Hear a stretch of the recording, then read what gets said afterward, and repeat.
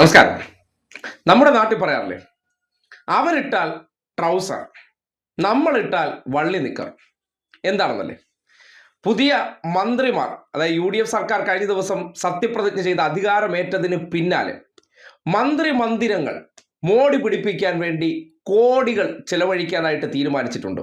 ശ്രദ്ധിക്കുക, പൂച്ച പെറ്റുകിടക്കുന്ന ഖജനാവാണ്. ആ ഖജനാവിൽ നിന്ന് കോടികൾ ചെലവഴിച്ചുകൊണ്ട് മന്ത്രി മന്ദിരങ്ങളെല്ലാം മോടി പിടിപ്പിക്കുകയാണ്. കേരളത്തിലെ ഏതെങ്കിലും ഒരു മാധ്യമം ഒരു വലിയ ധൂർത്ത് എന്ന വാചകത്തിൽ ഈ ഒരു വാർത്ത റിപ്പോർട്ട് ചെയ്തിട്ടുണ്ടോ? കാര്യം 10 പൈസ ഇല്ല. ആ ഖജനാവിൽ നിന്ന് 3,95,00,000 രൂപ കയറിയ ഉടനെ മന്ത്രി മന്ദിരങ്ങൾ, കാര്യം ഇത്രയും കാലം മോടി പിടിപ്പിക്കുന്നതിനെ കുറിച്ച് പലതരം വാർത്തകൾ നിങ്ങൾ കേട്ടതാണ്. ക്ലിഫ് ഹൗസിൽ ലിഫ്റ്റ് വരെ പിടിപ്പിച്ചു കൊടുത്ത മനോരമ ഇന്നിപ്പോ അതേ ക്ലിഫ് ഹൗസിൽ 1,35,00,000 രൂപയുടെ അറ്റകുറ്റപ്പണി നടത്തുന്നത് വാർത്തയല്ലാതെ മാറിയിട്ടുണ്ടെങ്കിൽ എന്താണ് മനസ്സിലാക്കേണ്ടത്? അതായത് നമ്മുടെ നാട്ടിൽ 2 തരം ഭാഷയുണ്ട്. ഇടതുപക്ഷത്തിനുമായി ബന്ധപ്പെട്ട വാർത്തകൾ ആൾക്കാർക്കിടയിൽ തെറ്റിദ്ധരിപ്പിക്കാൻ വേണ്ടി സ്ഥിരം ഉപയോഗിക്കുന്ന ചില വാചകങ്ങൾ, അത് UDF സർക്കാർ ചെയ്താൽ അറ്റകുറ്റപ്പണിയാവും. അത് പിണറായി വിജയനോ LDF ചെയ്യുകയാണെങ്കിൽ മോടി പിടിപ്പിക്കൽ. കാര്യം ഇപ്പോഴേ അത്യാവശ്യം എല്ലാ സൗകര്യമുണ്ട്, അതിനെ ഒന്നുകൂടി മോടി പിടിപ്പിക്കുന്നു എന്ന രീതിയിൽ ആൾക്കാരുടെ ഉള്ളിൽ ധൂർത്തായിട്ട് തോന്നണം. മറ്റേ അറ്റകുറ്റപ്പണി എന്ന് പറയുമ്പോഴത്തേക്കും കുറേ പ്രശ്നങ്ങളുണ്ട്. ഇത്രയും കാലം മുഖ്യമന്ത്രിയുടെ ക്ലിഫ് ഹൗസ് സകല സൗകര്യങ്ങളുമുള്ള സംവിധാനത്തിനകത്തേക്ക് ഒരു മുഖ്യമന്ത്രി മാറി അടുത്തയാൾ വരുമ്പോഴേക്കും അവിടെ എന്താണ് 1,35,00,000 രൂപയുടെ അറ്റകുറ്റപ്പണി നടത്താനുള്ളത്? സതീശന് ഇപ്പോഴത്തെ സൗകര്യങ്ങൾ പോരെ?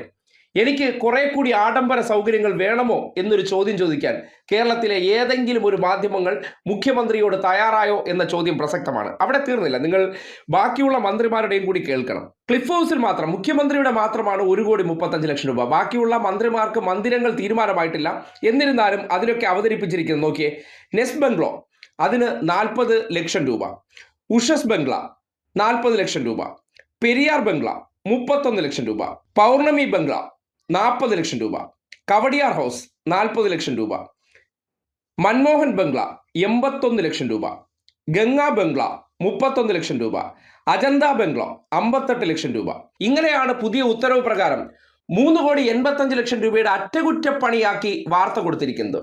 അതായത് ഇന്നലകളിൽ എല്ലാ സൗകര്യങ്ങളും ഉണ്ടായിരുന്ന ക്ലിഫ് ഹൗസിൽ പെട്ടെന്ന് എന്താണ് ഒരു ദിവസം ഒരാൾ മാറിക്കഴിഞ്ഞപ്പോൾ 1,35,00,000 രൂപയുടെ അറ്റകുറ്റപ്പണി ചെയ്യേണ്ട കാര്യം? അതിന് മനോരമ ഇന്നലെ പുതിയ വിശദീകരണം കൊണ്ടുവന്നിട്ടുണ്ട്. മരപ്പട്ടി ശല്യമുണ്ട്, ചോർച്ചയുണ്ട്. അതായത് മുഖ്യമന്ത്രി പിണറായി വിജയൻ ഉണ്ടായിരുന്ന സന്ദർഭത്തിൽ ഇതൊന്നും അവിടെ ചെയ്യാൻ പാടില്ല, ധൂർത്തിന്റെ പട്ടികയിലേക്ക് പെടുത്തിയിരുന്ന സംഭവങ്ങൾ ഇപ്പോൾ അത് ചെയ്യേണ്ടതാണ് എന്ന രീതിയിൽ ജനങ്ങളുടെ മുന്നിലേക്ക് എഴുതി വിടുന്ന ആ പ്രവർത്തനത്തെ നിങ്ങൾ എന്ത് പേരിട്ട് വിളിക്കണം?